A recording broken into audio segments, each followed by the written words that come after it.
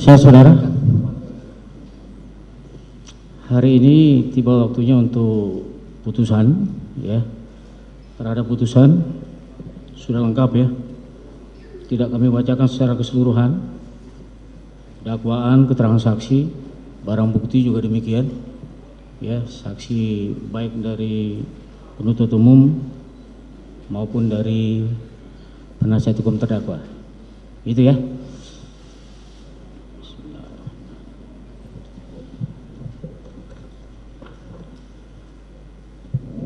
Putusan nomor 806 Pitsus 2022 Pengadilan Negeri Jakarta Selatan.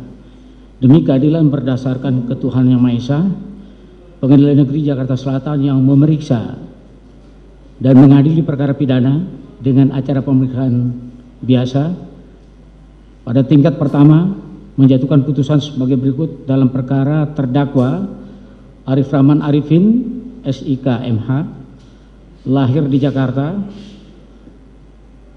umur 42 tahun, lahir pada tanggal 23 Juni 1980, jenis kelamin laki-laki, kebangsaan Indonesia, tempat tinggal Guru Alif nomor 20, Kelurahan Duren 3, Kecamatan Pancoran, Jakarta Selatan. Agama Islam, pekerjaan Polri. Terdakwa ditahan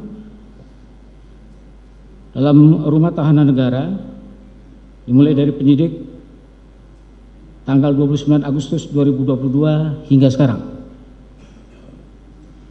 Terdakwa dalam perkara ini didampingi oleh Junaidi SHMSI LLM, Dr. Marcella Santoso dan kawan-kawan, advokat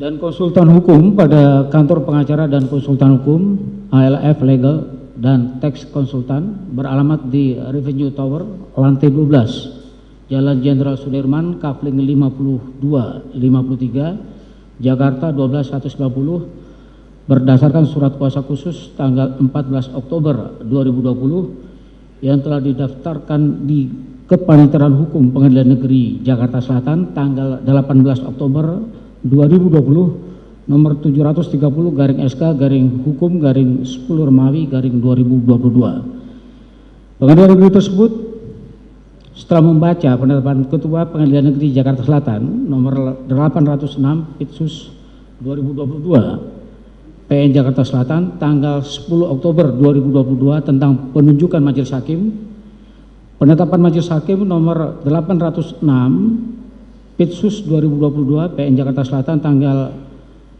10 Oktober 2022 tentang penetapan hari sidang, setelah membaca putusan sela nomor 806 Pitsus PN Jakarta Selatan tanggal 8 November 2022, setelah mendengar pembacaan tuntutan pidana yang diajukan oleh penuntut umum pada tanggal 27 Januari 2023 yang pokoknya sebagai berikut, menyatakan terdakwa Arif Rahman Arifin SIK MH terbukti bersalah melakukan tindak pidana mereka yang melakukan, yang menyuruh melakukan, dan yang turut serta melakukan perbuatan dengan sengaja dan tanpa hak atau melawan hukum melakukan tindakan apapun yang berakibat terganggunya sistem elektronik dan atau mengakibatkan sistem elektronik menjadi tidak bekerja sebagaimana mestinya, sebagaimana dalam dakwaan pertama primer pasal 49 junto pasal 33 Undang-Undang nomor 19 tahun 2016 tentang perubahan atas Undang-Undang nomor 11 tahun 2008 tentang informasi dan transaksi elektronik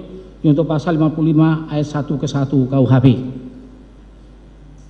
2. Menjatuhkan pidana terhadap terdakwa Arif Rahman Arifin SIK MH dengan pidana selama 1 tahun penjara dikurangi masa penangkapan dan penahanan yang telah terdakwa jalani dan dengan perintah agar terdakwa tetap ditahan. 3. Menjatuhkan pidana denda kepada terdakwa Arif Rahman Arifin sebesar 10 juta rupiah subsidiar 3 bulan kurungan. Menyatakan barang bukti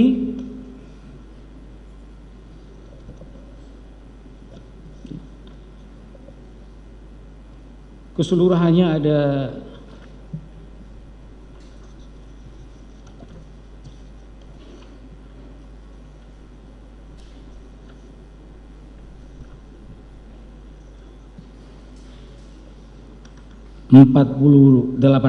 49 item dipergunakan di dalam berkas perkara Hendra Kurniawan SH, diulangi, Hendra Kurniawan SIK,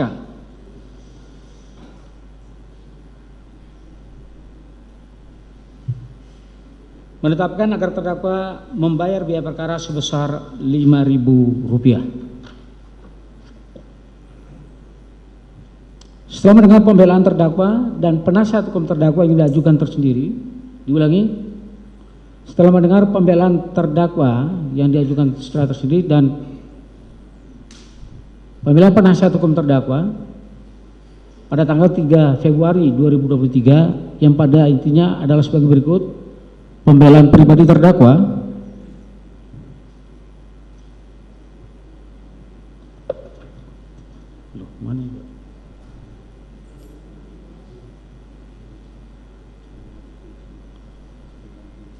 sebagaimana tersebut dalam berita acara. Pembelaan penasihat hukum terdakwa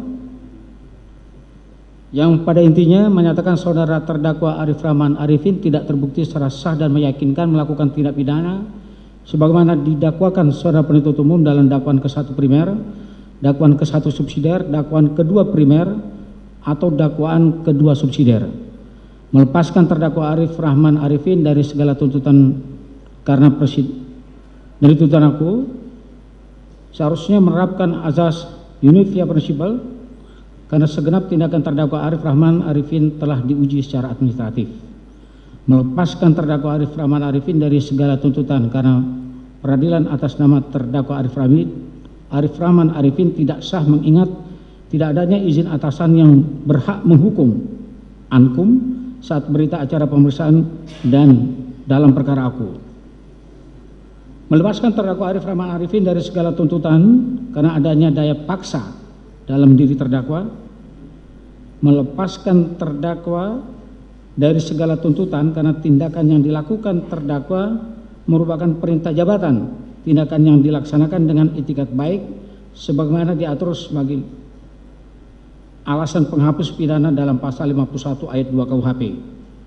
Membebaskan terdakwa Arif Rahman Arifin dari tahanan, memulihkan nama baik dan harkat martabat terdakwa Arif Rahman Arifin, memulihkan hak-hak terdakwa Arif Rahman Arifin, membebaskan biaya perkara, diulangi, membebankan biaya perkara kepada negara.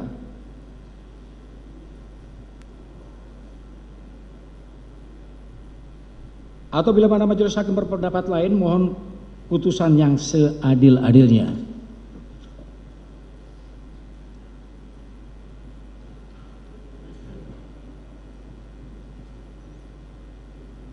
Dengan mempertimbangkan sebagai berikut, terdakwa belum pernah dihukum. Selama dalam proses persidangan terdakwa bersikap sopan, jujur, dan telah kooperatif dalam mengikuti jalannya proses persidangan dengan baik. Terdakwa merupakan tulang punggung keluarga. Terdakwa telah menyesali seluruh perbuatannya. Terdakwa telah banyak berjasa kepada bangsa dan negara Indonesia. Segenap proses persidangan memperoleh manfaat dan keuntungan dari adanya perbuatan terdakwa Arif Rahman Arifin karena telah membuat terang pembuktian dalam persidangan almarhum Brigadir Joshua.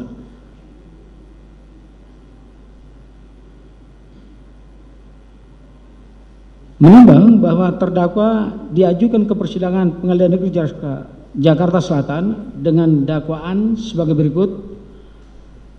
Dakwaan pertama primer melanggar pasal 49 junto pasal 33 Undang-Undang nomor 19 tahun 2016 tentang perubahan atas Undang-Undang nomor 11 tahun 2006 tentang informasi dan transaksi elektronik junto pasal 55 ayat 1 ke 1 KUHP. Subsidiar melanggar pasal 48 junto pasal 32 Undang-Undang nomor 19 tahun 2016 tentang perubahan atas Undang-Undang nomor 11 tahun 2006 tentang informasi dan transaksi elektronik junto pasal 55 ayat 1 ke 1 KUHP. Atau kedua primer melanggar pasal 233 Undang-Undang diulangi, primer melanggar pasal 233 KUHP junto pasal 55 ayat 1 ke 1 KUHP. Subsidiar melanggar pasal 221 ayat 1 ke 2 KUHP junto pasal 55 ayat 1 ke 1 KUHP.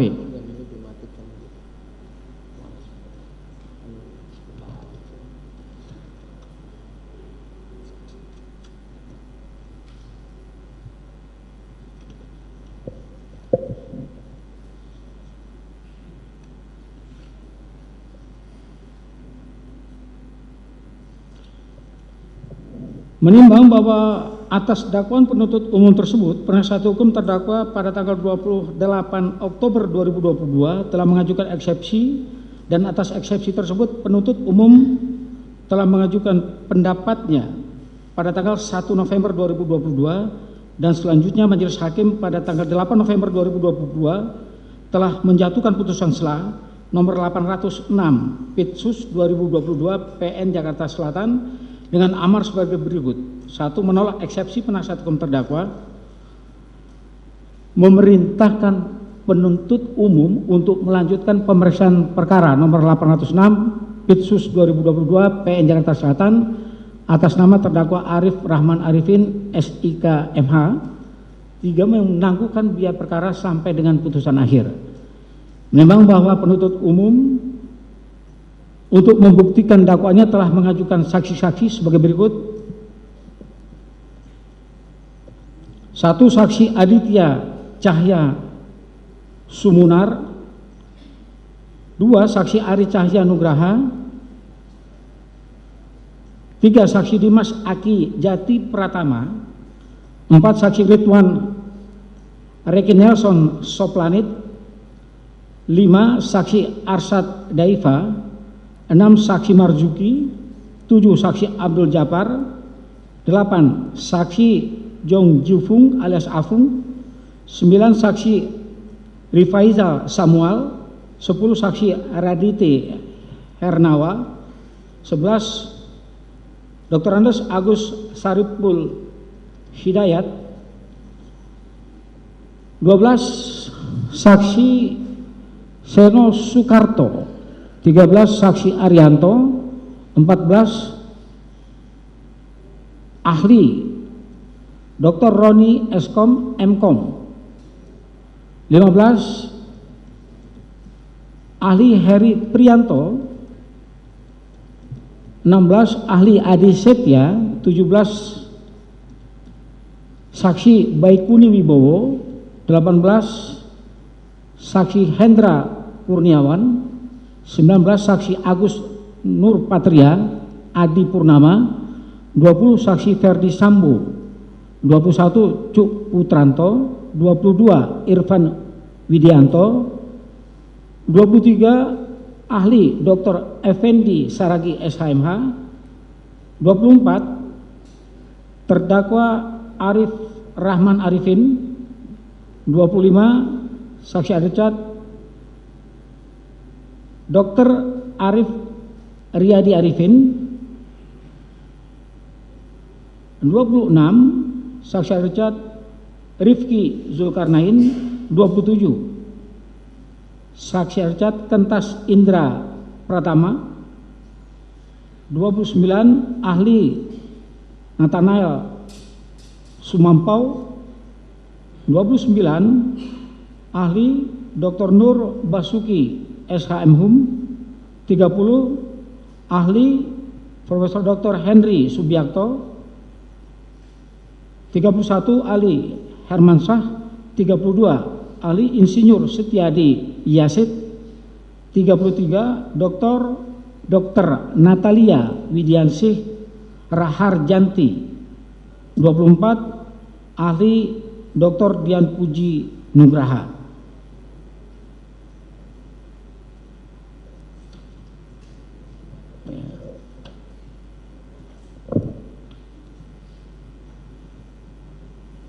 Untuk keterangan saksi sebagaimana disebutkan dan keterangan terdakwa tadi tidak perlu kami bacakan, selengkapnya telah termuat dalam putusan perkara ini.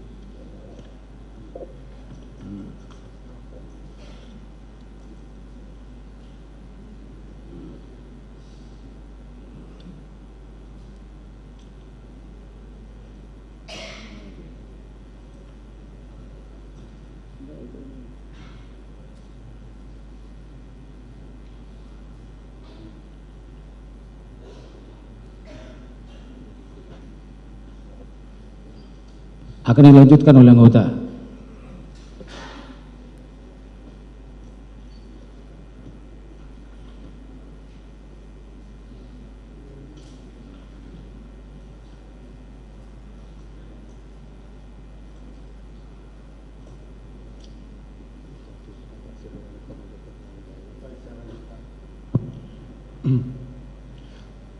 Menimbang bahwa dari hasil pemeriksaan di persidangan dengan mendengar keterangan saksi-saksi, keterangan terdakwa, alat bukti surat dan barang-barang bukti yang saling bersesuaian satu dengan lainnya dan tidak pula dibantah oleh terdakwa, maka majelis hakim akan mempertimbangkan apakah perbuatan terdakwa telah melanggar hukum atau tidak dan apakah terdakwa dapat dipersalahkan atau tidak. Menimbang bahwa dari hasil-hasil pemeriksaan tersebut di atas, majelis hakim memperoleh fakta-fakta hukum yang diyakini kebenarannya sebagai berikut. Bahwa benar di Lembaga Kepolisian Republik Indonesia jabatan terakhir terdakwa adalah Wakaden B. Biro Paminal Kepolisian Republik Indonesia. Bahwa benar pada setidaknya hari Jumat tanggal 8 Juli 2022 sekitar pukul 17.15 WIB telah terjadi penembakan terhadap anggota Polri atas nama Brigadir Nofriansah Joshua Huta Barat di rumah dinas saksi Ferdi Sambo di Kompleks Polri Duren 3 Pancoran, Jakarta Selatan. Bahwa benar terhadap peristiwa penembakan tersebut terdakwa tidak melihat dan mengetahui sendiri.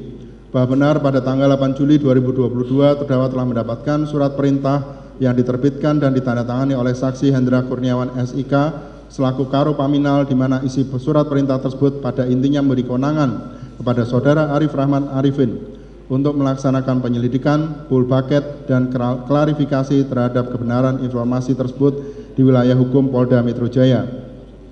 Melakukan koordinasi dengan Bid Propam Polda Metro Jaya dan instansi terkait, melaporkan hasil pelaksanaannya kepada Kadif Propam Polri UP Karo Paminal Div Propam Polri dan melaksanakan perintah ini dengan seksama dan penuh rasa tanggung jawab.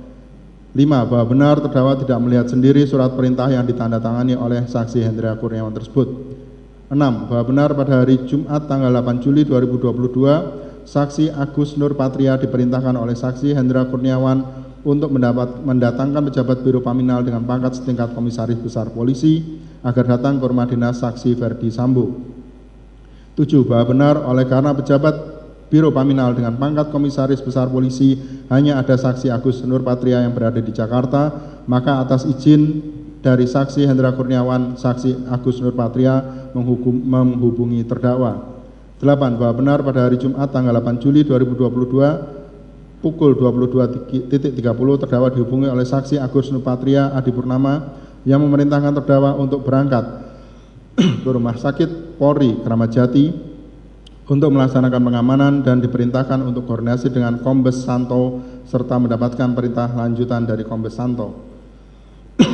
Bahwa benar adalah wajar dan sering terjadi penugasan anggota antar detasmen di dalam struktur organisasi Biro Paminal Polri. 10. Bahwa benar terdakwa pernah melakukan penyelidikan di dalam Biro Paminal. Saya ulang, bahwa benar terdakwa belum pernah melakukan penyelidikan di dalam Biro Paminal sehingga segala perintah dari saksi Agus Nur Patria kepada terdakwa dianggap terdakwa sebagai bagian prosedural di dalam Biro Paminal. Bahwa benar terdakwa tidak pernah terlibat langsung dengan peristiwa pengambilan DVR CCTV yang berada di dalam pos Satpam Kompleks Polri Duren 3 pada hari Sabtu tanggal 9 Juli 2022. Bahwa benar pada hari Jumat tanggal 8 Juli 2022 Saksi Hendra Kurniawan menerima perintah dari Saksi Ferdi Sambo untuk cek dan amankan CCTV sekitar Kompleks Polri Duren 3. Bahwa benar pada hari Sabtu tanggal 9 Juli 2022 Saksi Hendra Kurniawan memerintahkan Saksi Agus Nurpatria untuk menghubungi Saksi Ari Cahya dengan tujuan untuk memberikan perintah terkait pengamanan DVR CCTV Kompleks Polri Duren 3 sesuai dengan perintah Saksi Ferdi Sambo. 14. Bahwa benar pada tanggal 9 Juli 2022 Saksi Ari Cahya sedang berada di Bali sehingga Saksi Ari Cahya memerintahkan anggotanya yaitu Saksi Irfan Widianto untuk merapat ke Kompleks Polri Duren 3 Jakarta Selatan. 15. Bahwa benar pada hari Sabtu tanggal 9 Juli 2022 sekitar pukul 15.00 WIB Saksi Irfan Widianto tiba di Kompleks Polri Duren 3 Jakarta Selatan. 16. Bahwa benar kemudian Saksi Irfan Widianto menelpon Saksi Ari Cahya bahwa Saksi Irfan Widianto sudah berada di Kompleks Polri Duren 3. 17. Bahwa benar kemudian Saksi Ari Cahya memberikan nomor telepon Saksi Agus Nurpatria dan memerintahkan Saksi Irfan Widianto menghubungi dan menghadap Saksi Agus Nurpatria di rumah dinas Saksi Ferdi Sambo. 18. Bahwa benar Saksi Irfan Widianto bertemu dengan Saksi Agus Nurpatria sembari ditunjukkan CCTV yang berada di gapura pintu masuk lapangan basket.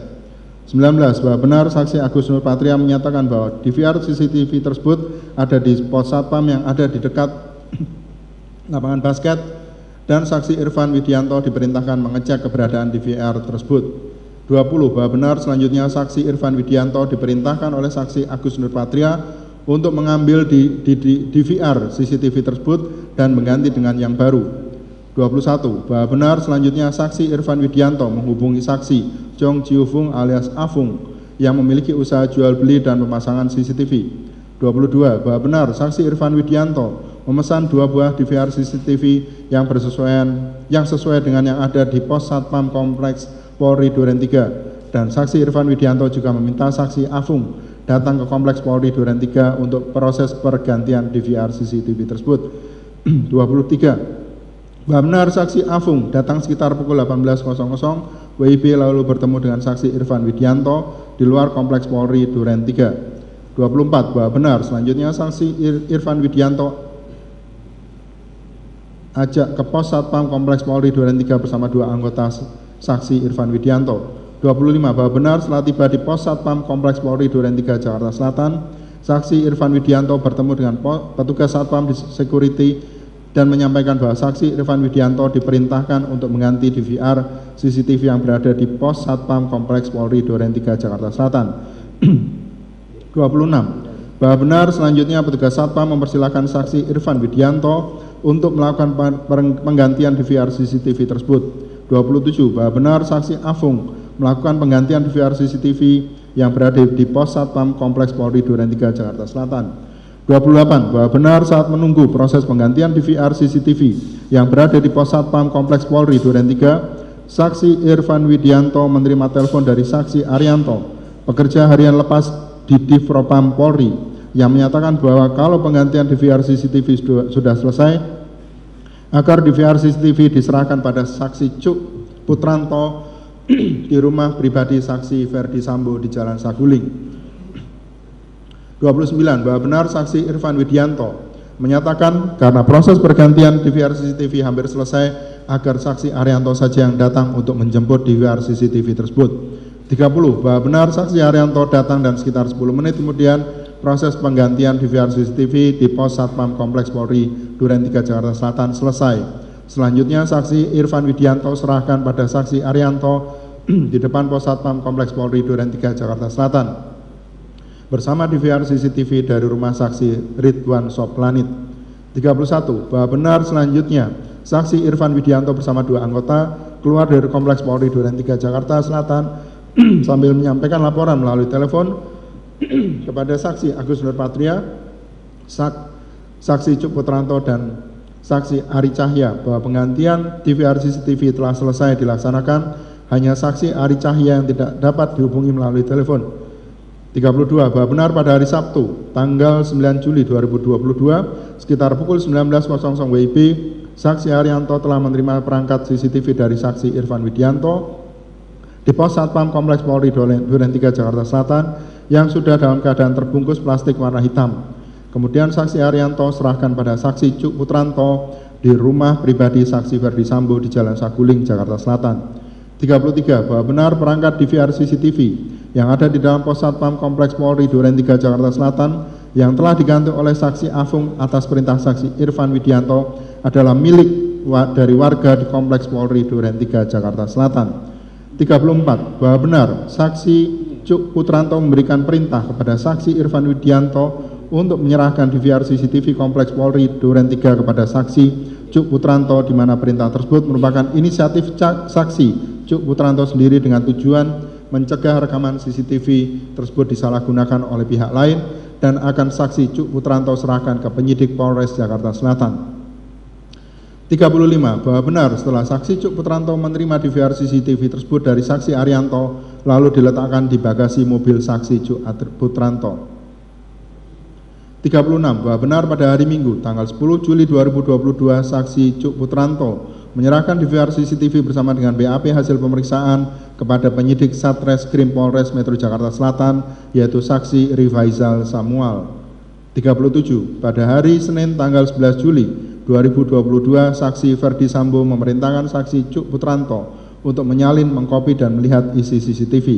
38. Bahwa benar oleh karena DVR CCTV sudah saksi Cuk Putranto serahkan pada penyidik Polres Metro Jakarta Selatan, maka pada hari Senin tanggal 11 Juli 2022 sekira pukul 11.00 WIB saksi Cuk Putranto mengambil kembali DVR CCTV dari penyidik di Polres Metro Jakarta Selatan. Kemudian DVR CCTV tersebut saksi letakkan di bagasi mobil milik saksi Cuk Putranto. 39. Bahwa benar pada hari Selasa malam tanggal 12 Juli 2022 sekitar pukul 20.00 WIB di ruang Sespri Kadif Propam saksi Baikuni Wibowo diminta oleh saksi Cuk Putranto untuk melihat isi dari rekaman DVR CCTV dari gapura lapangan basket Kompleks Polri Duren 3 Jakarta Selatan. Bahwa benar saksi Cuk Putranto meminta saksi Baikuni melihat dan menyalin isi rekaman DVR CCTV karena atas perintah saksi Ferdi Sambo pada hari Senin tanggal 11 Juli 2022. 41. Bahwa benar selanjutnya saksi Baikuni Wibowo mengambil DVR CCTV tersebut dari dalam mobil saksi Cuk Putranto di halaman parkir gedung utama Mabes Polri, di mana DVR CCTV tersebut berada dalam satu kantong plastik besar warna hitam dengan kondisi terdapat bekas lakban bening. 42. Bahwa benar saksi Baikuni Wibowo melihat dan menyalin atau mengkopi rekamannya ke dalam flash disk merek SanDisk warna merah hitam. 43. Bahwa benar selanjutnya oleh saksi Baikuni Wibowo DVR CCTV tersebut dibawa ke ruang Anef Div Propam Polri di gedung utama Mabes Polri. 44. Bahwa benar pada hari Selasa tanggal 12 Juli 2022 sekira pukul 20.00 saksi Cuk Putranto diperintahkan saksi Ferdi Sambo menuju Kompleks Polri Duren 3 untuk menyaksikan olah TKP di rumah dinas saksi Ferdi Sambo di Kompleks Polri Duren 3 Jakarta Selatan. 45. Bahwa benar sekira pukul 21.00 WIB saksi Cuk Putranto menghubungi saksi Baikuni Wibowo untuk datang ke Kompleks Polri Duren 3 Jakarta Selatan. 46. Bahwa benar setelah bertemu dengan saksi Cuk Putranto, saksi Baikuni Wibowo menunjukkan pada saksi Cuk Putranto sebuah flash disk yang berisi salinan hasil rekaman DVR CCTV yang diambil dari dalam pos Satpam Kompleks Polri Duren 3 Jakarta Selatan. Bahwa benar saksi Baikuni Wibowo juga menyalin atau mengkopi hasil rekaman dari DVR CCTV tersebut dari flash disk ke laptop bermerek Microsoft Surface milik saksi Baikuni Wibowo. Bahwa benar pada tanggal 12 Juli 2022 sekitar pukul 18.30 WIB terdakwa berangkat ke TKP di Kompleks Polri Duren 3 Jakarta Selatan bersama saudara Baini Ali dan saudara Deni Nasution menggunakan kendaraan dinas saudara Deni Nasution. Bahwa benar pada hari Selasa tanggal 12 Juli 2022 sekitar pukul 20.00 WIB pelaksanaan olah TKP yang dilakukan oleh Pus Inafis Puslapfor Identifikasi Polres Jakarta Selatan. 50. Bahwa benar dalam pelaksanaan olah TKP tersebut dihadiri oleh Kabareskrim, Karo Provos, Sespro Paminal, Dirtipidum dan pejabat Polri lainnya. 51. Bahwa benar pada hari Selasa tanggal 13 Juli 2022 sekira pukul 02.00 WIB Saksi Cuk Putranto teringat perintah saksi Ferdi Sambo untuk memeriksa dan menonton hasil rekaman DVR CCTV, maka bertempat di teras rumah saksi Ridwan Soplanit, saksi Cuk Putranto mengajak saksi Baikuni Wibowo dan terdakwa menonton isi rekaman CCTV yang sudah disalin dikopi ke laptop saksi Baikuni Wibowo bermerek Microsoft Surface. 52. Bahwa benar isi salinan rekaman DVR CCTV di dalam laptop Microsoft Surface milik saksi Baikuni Wibowo yang merupakan salinan dari flash disk yang dibawa saksi Baikuni Wibowo adalah rekaman CCTV satu titik mengarah dan memperlihatkan halaman depan samping rumah dinas saksi Ferdi Sambo di Kompleks Polri Duren 3 Jakarta Selatan. 53. Bahwa benar isi salinan rekaman CCTV tersebut berawal dari kedatangan saudari Putri Chandrawati pada hari Jumat tanggal 8 Juli 2022 pukul 17.00 WIB, kemudian disusul pada pukul 17.10 WIB saksi Ferdi Sambo datang beserta saudara Romer dan saudara Weki sampai dengan saudari Putri Chandrawati meninggalkan rumah dinas saksi Ferdi Sambo di Kompleks Polri Duren 3 Jakarta Selatan. Bahwa benar durasi salinan rekaman CCTV tersebut kurang lebih sekitar 1 jam. 55. Bahwa benar saat menonton bersama tersebut, saksi Cuk Putranto mengatakan kepada terdakwa, "Bang, ini Joshua masih hidup." Kemudian saksi Cuk Putranto memutar ulang antara menit 17.07 WIB sampai 17.11 WIB. Benar bahwa Brigadir Joshua terlihat memakai baju putih berjalan dari pintu depan rumah menuju pintu samping melalui taman rumah dinas saksi Ferdi Sambo. Bahwa benar saksi Cuk Putranto mengenali Brigadir Joshua. 57. Bahwa benar mendengar penjelasan saksi Cuk Putranto tersebut, terdakwa menjadi terkejut dan takut karena informasi yang didengar dan diketahui terdakwa sejak beberapa hari lalu mengenai peristiwa penembakan Brigadir Joshua adalah bahwa saksi Ferdi Sambo datang ke rumah dinas saksi Ferdi Sambo di Kompleks Polri Duren 3 Jakarta Selatan setelah terjadi tembak-menembak antara Brigadir Joshua dengan Barada Richard Eliezer yang menyebabkan Brigadir Joshua meninggal dunia. Sedangkan dalam tayangan salinan rekaman CCTV, Brigadir Joshua masih hidup saat saksi Ferdi Sambo sampai di rumah dinas saksi Ferdi Sambo di Kompleks Polri Duren 3 Jakarta Selatan. 58. Bahwa benar karena rasa takut dan panik maka melalui telepon terdakwa menghubungi saksi Hendra Kurniawan untuk meminta arahan dan petunjuk sekaligus melaporkan isi rekaman CCTV tersebut karena saksi Hendra Kurniawan selaku atasan langsung terdakwa dan bagian tim khusus yang menangani peristiwa Duren 3 tersebut. 59. Bahwa benar saat dihubungi terdakwa melalui telepon tersebut, saksi Hendra Kurniawan sedang berada di Jambi karena sedang mengurus kepulangan jenazah Brigadir Joshua. 60. Bahwa benar mendengar suara terdakwa gemetar dan takut maka saksi Hendra Kurniawan menenangkan dan memerintahkan terdakwa agar kesempatan pertama terdakwa dan saksi Hendra Kurniawan menghadap saksi Ferdi Sambo untuk melaporkan tayangan hasil salinan rekaman DVR CCTV tersebut. Bahwa benar pada hari Sabtu, 61. Bahwa benar pada hari Rabu tanggal 13 Juli 2022 sekitar pukul 20.00 WIB terdakwa bersama saksi Hendra Kurniawan menghadap saksi Ferdi Sambo di ruang kerja saksi Ferdi Sambo di Divpropam Mabes Polri. 62. Bahwa benar saksi Ferdi Sambo menanyakan maksud dan tujuan kedatangan terdakwa dan saksi Hendra Kurniawan yang kemudian dijawab oleh saksi Hendra Kurniawan bahwa terdakwa akan melaporkan isi atau tayangan hasil rekaman CCTV Kompleks Polri Duren 3 Jakarta Selatan yang pada intinya di dalam tayangan tersebut terlihat Brigadir Joshua masih hidup saat saksi Ferdi Sambo sampai di rumah dinas saksi Ferdi Sambo di Duren 3. 63. Bahwa benar kemudian saksi Ferdi Sambo mengatakan, "Masa sih?" Kemudian saksi Hendra Kurniawan meminta terdakwa untuk menjelaskan kembali isi rekaman CCTV tersebut. Kemudian saksi Ferdi Sambo mengatakan kepada terdakwa dan saksi Hendra Kurniawan dengan nada suara mulai meninggi atau emosi menyampaikan, "Masa kamu tidak percaya sama saya?" 64. Bahwa benar saksi Ferdi Sambo lalu menanyakan siapa saja yang sudah menonton rekaman CCTV tersebut dan dijawab oleh terdakwa bahwa yang sudah melihat rekaman CCTV tersebut adalah terdakwa, saksi Cuk Putranto, saksi Baikuni Wibowo, dan saksi Ridwan Soplanit, dan file tersebut tersimpan di flash disk dan laptop milik saksi Baikuni Wibowo. 65. Bahwa benar saksi Ferdi Sambo berkata, "Berarti kalau ada bocor dari kalian berempat, di mana saksi Ferdi Sambo mengucapkan kata-kata tersebut dengan wajah tegang dan marah. 66. Bahwa benar, kemudian saksi Ferdi Sambo memerintahkan pada terdakwa untuk menghapus dan memusnahkan file tersebut dengan kalimat, "Kamu musnahkan dan hapus semuanya." Bahwa benar, saksi Ferdi Sambo berkata, "Ndra, kamu cek nanti itu adik-adik, pastikan semua beres." 68. Bahwa benar, selanjutnya saksi Hendra Kurniawan berkata pada terdakwa, "Sudah Rif, kita percaya saja dengan beliau."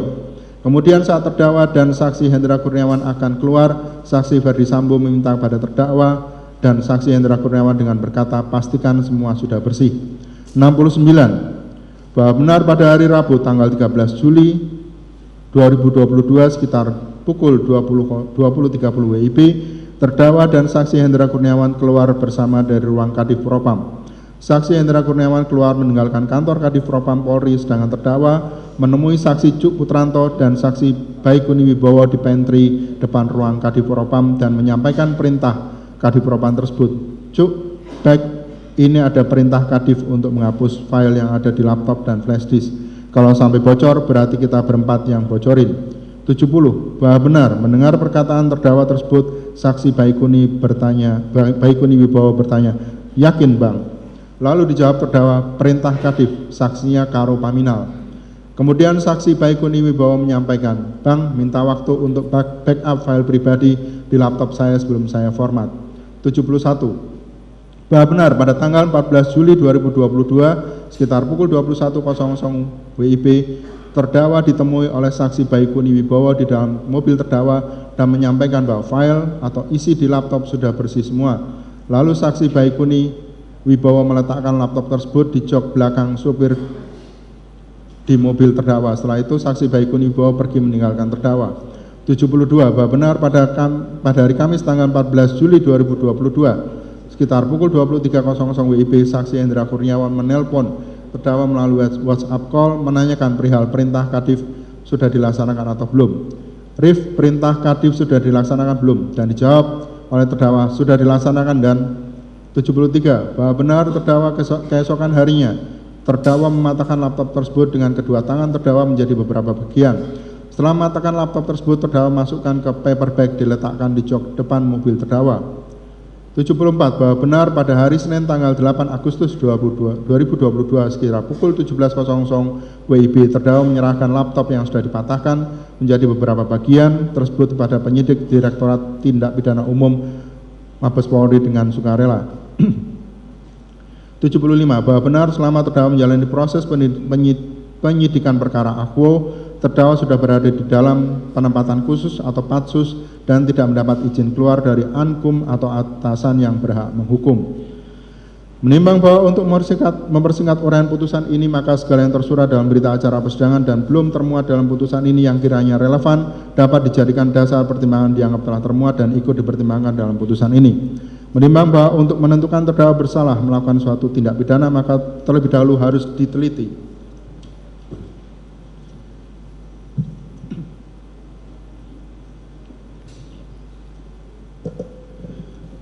apakah fakta-fakta hukum yang telah terungkap tersebut telah memenuhi unsur-unsur tindak pidana seperti dalam dakwaan jaksa penuntut umum. Menimbang bahwa terdakwa diajukan di persidangan oleh penuntut umum telah didakwa melakukan perbuatan melanggar. Pertama, primer, pasal 49 Yungto pasal 33 Undang-Undang Republik Indonesia nomor 19 tahun 2016 tentang perubahan atas Undang-Undang nomor 11 tahun 2006 tentang informasi dan transaksi elektronik, Yungto pasal 55 ayat 1 ke 1 Kitab Undang-Undang Hukum Pidana atau KUHP. Subsidiar, pasal 48 Yungto pasal 32 Undang-Undang Republik Indonesia nomor 19 tahun 2016 tentang perubahan atas Undang-Undang Republik Indonesia nomor 11 tahun 2006 tentang informasi dan transaksi elektronik, Yungto pasal 55 ayat 1 ke 1 Kitab Undang-Undang Hukum Pidana atau KUHP. Atau kedua, primer, pasal 233 Kitab Undang-Undang Hukum Pidana KUHP, Yungto pasal 55 ayat 1 ke 1 Kitab Undang-Undang Hukum Pidana atau KUHP. Subsidiar, pasal 221 ayat 1 kedua Kitab Undang-Undang Hukum Pidana atau KUHP, Yungto pasal 55 ayat 1 ke 1 Kitab Undang-Undang Hukum Pidana. 2. Primer, pasal 233 Kitab Undang-Undang Hukum Pidana KUHP, Yungto pasal 55 ayat 1 ke 1 Kitab Undang-Undang Hukum Pidana atau KUHP. Subsidiar, pasal 221 ayat 1 kedua Kitab Undang-Undang Hukum Pidana atau KUHP, Yungto pasal 55 ayat 1 ke 1 Kitab Undang-Undang Hukum Pidana. Menimbang bahwa oleh karena terdakwa telah didakwa dengan surat dakwaan berbentuk alternatif subsidiaritas, maka majelis hakim diberikan kewenangan untuk memilih dan mempertimbangkan tindak pidana yang bersesuaian dengan fakta-fakta hukum yang diperoleh selama persidangan, dan untuk itu majelis hakim memilih dakwaan alternatif pertama primer untuk dipertimbangkan terlebih dahulu dengan ketentuan apabila dakwaan pertama primer tidak terpenuhi, maka selanjutnya akan dipertimbangkan dakwaan pertama subsidiar. Menimbang bahwa pada dakwaan pertama primer terdakwa telah didakwa melanggar ketentuan pasal 49 Yungto pasal 33 Undang-Undang Republik Indonesia nomor 19 tahun 2016 tentang perubahan atas Undang-Undang Republik Indonesia nomor 11 tahun 2006 tentang informasi dan transaksi elektronik, Yungto pasal 55 ayat 1 ke 1 Kitab Undang-Undang Hukum Pidana dengan unsur-unsur sebagai berikut. 1. Setiap orang. 2. Mereka yang melakukan, yang menyuruh melakukan, atau yang turut serta melakukan perbuatan. 3. Dengan sengaja dan tanpa hak atau melawan hukum melakukan tindakan apapun yang berakibat terganggunya sistem elektronik dan atau mengakibatkan sistem elektronik menjadi tidak bekerja sebagaimana mestinya. 1. Unsur setiap orang. Menimbang bahwa yang dimaksud dengan unsur setiap orang menurut hukum pidana ialah setiap orang atau siapa saja sebagai subjek hukum yang melakukan tindak pidana, tidak terkecuali termasuk diri terdakwa Arif Rahman Arifin yang dapat dituntut dan dimintai pertanggungjawaban dalam segala tindakannya. Menimbang bahwa pada setiap subjek hukum melekat erat kemampuan bertanggung jawab atas hal-hal atau keadaan yang mengakibatkan orang yang telah melakukan sesuatu perbuatan yang secara tegas dilarang dan diancam dengan hukuman oleh undang-undang dapat dihukum, sehingga seseorang sebagai subjek hukum untuk dapat dihukum harus memiliki kemampuan bertanggung jawab. Menimbang bahwa mengenai unsur setiap orang, majelis hakim berpendapat unsur tersebut berhubungan dengan kemampuan bertanggung jawab sebagai salah satu unsur perbuatan pidana yang berdiri sendiri atau to rekening Svartbarheid, di mana dalam ilmu hukum dan jurisprudensi menganggap kemampuan bertanggung jawab sebagai unsur dari perbuatan pidana meskipun unsur yang diam-diam dalam pengertian selalu dianggap ada sehingga tidak usah dibuktikan. Jika hakim meragukan adanya, barulah diselidiki dan jika masih terdapat keraguan, maka pidana tidak boleh dijatuhkan. Menimbang bahwa menurut Mr. J.E. Jonkers, syarat yang umum untuk dapat dipertanggungjawabkan tidak mudah ditentukan. Ada 3 syarat mengenai pertanggungjawaban pidana. 1. Kemungkinan untuk menentukan kehendaknya terhadap suatu perbuatan. 2. Mengetahui maksud yang sesungguhnya dari perbuatan itu. 3. Keinsafan bahwa hal itu dilarang dalam masyarakat. Video Handbook van het Nederlands in the Strafrecht, menerbit PT Bina Aksara Jakarta, cetakan 1 1987, halaman 107. Menimbang bahwa sedang menurut Profesor Mulyatno SH dalam bukunya Asas-Asas Hukum Pidana halaman 165 untuk adanya kemampuan bertanggung jawab harus ada 1. Kemampuan untuk membeda-bedakan antara perbuatan yang baik dan yang buruk, yang sesuai dan yang melawan hukum. 2. Kemampuan untuk menentukan kehendaknya menurut keinsafan tentang baik dan buruknya perbuatan tersebut. Menimbang bahwa dengan diajukannya terdakwa Arif Rahman Arifin dalam perkara ini yang identitasnya lengkap sebagaimana tercantum secara jelas dan lengkap dalam surat dakwaan penuntut umum, hal mana telah dibenarkan oleh saksi-saksi maupun pengakuan terdakwa sendiri di persidangan. Di samping itu, selama persidangan majelis hakim menilai pribadi terdakwa memenuhi hal-hal yang diuraikan dari pendapat Profesor Mulyatno sebagaimana di atas.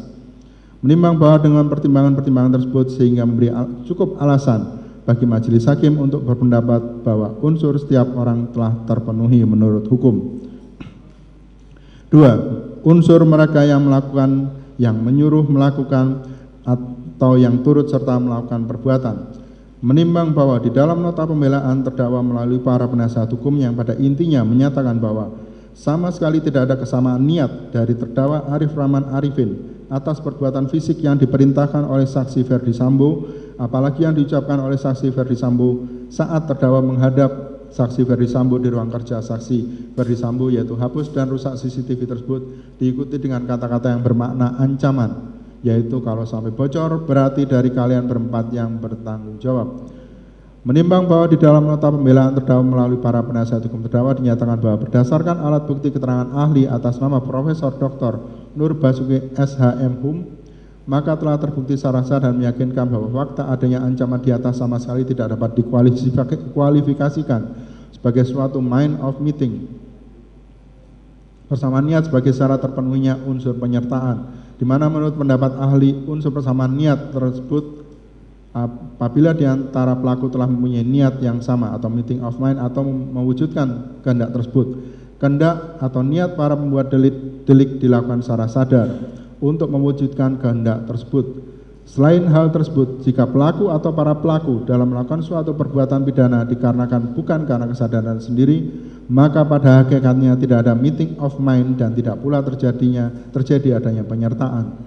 Dalam konteks seperti itu tidak dapat dinyatakan turut serta melakukan, lebih pada si pembuat delik melakukan perbuatan karena perintah jabatan atau overmah atau ancaman.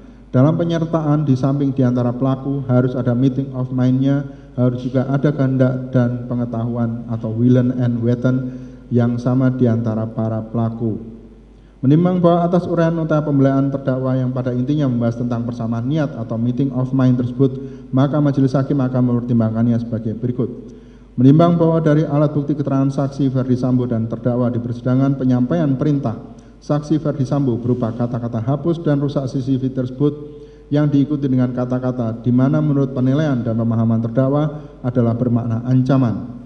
Kalau sampai bocor berarti dari kalian berempat yang bertanggung jawab.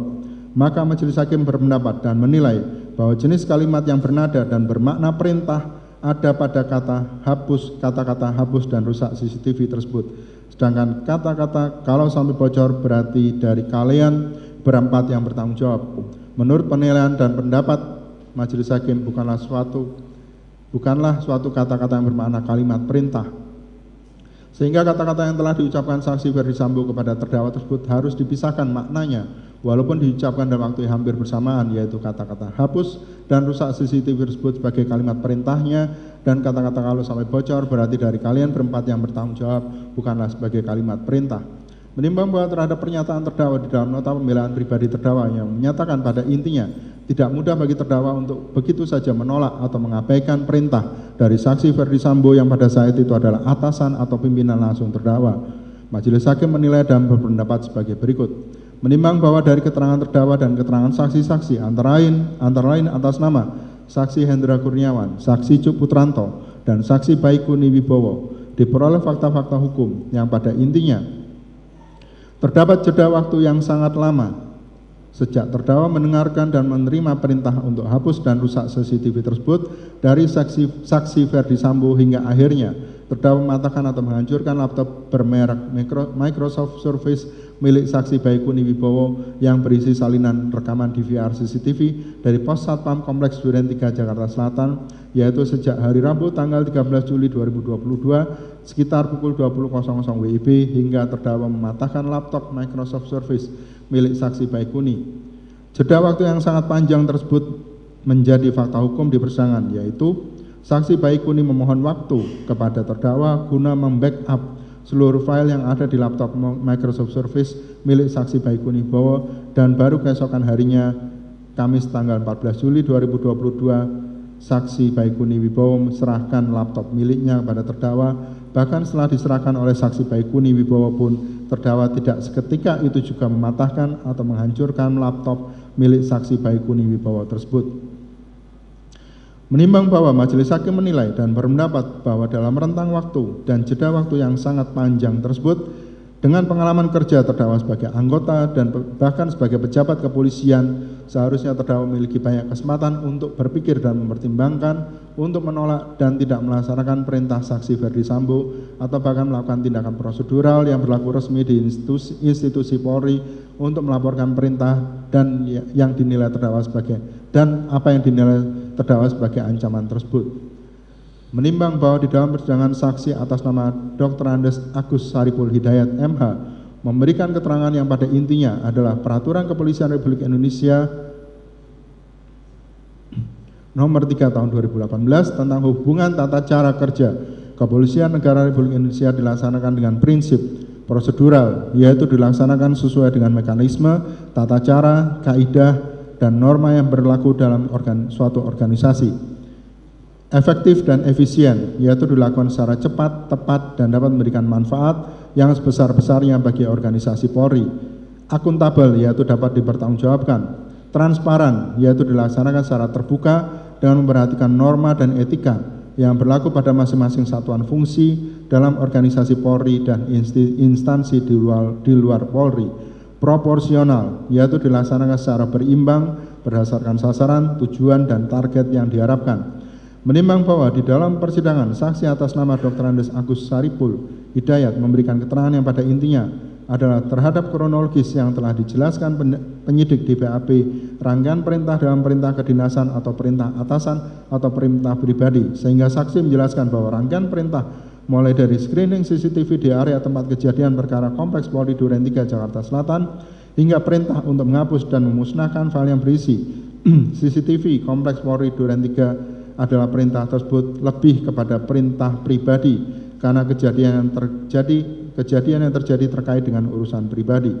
Menimbang bahwa dengan mendasarkan pada keterangan saksi Dr. Andes Agus Saripul Hidayat, saksi Ferdi Sambo dan terdakwa, majelis hakim menilai dan berpendapat bahwa perintah saksi Ferdi Sambo kepada terdakwa, yaitu kata-kata hapus dan rusak CCTV tersebut adalah perintah pribadi, bukan suatu perintah jabatan atau kedinasan, karena perintah lisan tersebut tidak ditindaklanjuti secara prosedural sesuai mekanisme yang berlaku di institusi Polri. Menimbang bahwa dengan pertimbangan-pertimbangan tersebut, majelis hakim tidak sependapat dengan terdakwa di dalam nota pembelaan terdakwa yang pada intinya menyatakan tidak ada kesamaan niat untuk dapat dikategorikan sebagai turut serta antara saksi Ferdi Sambo dengan terdakwa sebagaimana telah diuraikan di atas, bahwa majelis hakim menilai dan berpendapat adanya kesamaan niat atau meeting of mind antara saksi Ferdi Sambo dengan terdakwa yang diwujudkan dengan perbuatan terdakwa mematahkan atau menghancurkan laptop milik saksi Baikuni sebagai pelaksanaan perintah dari saksi Ferdi Sambo. Menimbang bahwa dengan pertimbangan-pertimbangan tersebut di atas, maka dengan demikian unsur mereka yang melakukan, yang menyuruh melakukan, dan yang turut serta melakukan telah terpenuhi secara hukum. 3. Unsur dengan sengaja dan tanpa hak atau melawan hukum melakukan tindak pidana apapun yang berakibat terganggunya sistem elektronik dan atau mengakibatkan sistem elektronik menjadi tidak bekerja sebagaimana mestinya. Menimbang bahwa pasal 1/5 Undang-Undang Republik Indonesia Nomor 11 Tahun 2008 tentang informasi dan transaksi elektronik memuat ketentuan sistem elektronik adalah serangkaian perangkat dan prosedur elektronik yang berfungsi mempersiapkan, mengumpulkan, mengolah, menganalisa, menyimpan, menampilkan, mengumumkan, mengirimkan, dan atau menyebarkan informasi elektronik. Menimbang bahwa pasal 1/5 Undang-Undang Republik Indonesia Nomor 11 Tahun 2008 tentang informasi dan transaksi elektronik memuat ketentuan komputer adalah alat untuk memproses data elektronik, magnetik, optik, atau sistem yang melaksanakan fungsi logika, aritmatika, dan penyimpanan. Menimbang bahwa pengertian laptop menurut Kamus Besar Bahasa Indonesia atau KBBI adalah komputer pribadi yang agak kecil yang dapat dibawa-bawa dan dapat ditempatkan di pangkuan pengguna, terdiri atas satu perangkat yang mencakupi papan tombol, layar tampilan, mikroprosesor, biasanya dilengkapi dengan baterai yang dapat diisi ulang. Menimbang bahwa di dalam persidangan telah diperoleh fakta-fakta hukum yang didapat dari keterangan saksi Baikuni Wibowo, saksi Cuk Putranto, saksi Agus Nurpatria, saksi Irfan Widianto, dan terdakwa yang pada intinya adalah terdakwa tidak mengetahui secara langsung ataupun terlibat secara langsung saat penggantian dan pengambilan DVR CCTV yang berada di dalam pos Satpam Kompleks Polri Duren 3 Jakarta Selatan pada hari Rabu tanggal 9 Juli 2022 sekitar pukul 20.00 WIB yang dilakukan oleh saksi Irfan Widianto dan saksi Chong Jiu Fung alias Afung. DVR CCTV dari dalam pos Satpam Kompleks Polri Duren 3 Jakarta Selatan yang telah diambil oleh saksi Irfan Widianto dan saksi Afung berisi rekaman CCTV yang pada intinya menampilkan Brigadir Joshua masih hidup pada saat saksi Ferdi Sambo datang ke rumah dinas saksi Ferdi Sambo pada hari Jumat tanggal 8 Juli 2022 sekitar pukul 17.12 WIB. 3. Saksi Baikuni Wibowo pada hari Selasa tanggal 12 Juli 2022 sekitar pukul 20.30 WIB di ruang Sespri Kadif Propam.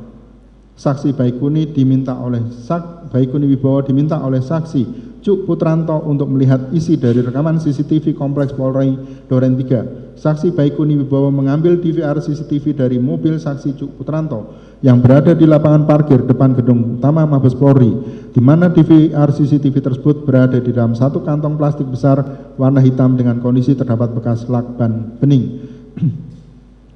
Kemudian saksi Baikuni Wibowo langsung membawa ke ruang ANEF Div Propam Polri di gedung utama, dan dari salah satu DVR CCTV tersebut saksi Baikuni Wibowo mengkopi menggunakan flash disk bermerek SanDisk berwarna merah hitam sesuai dengan perintah saksi Cuk Putranto.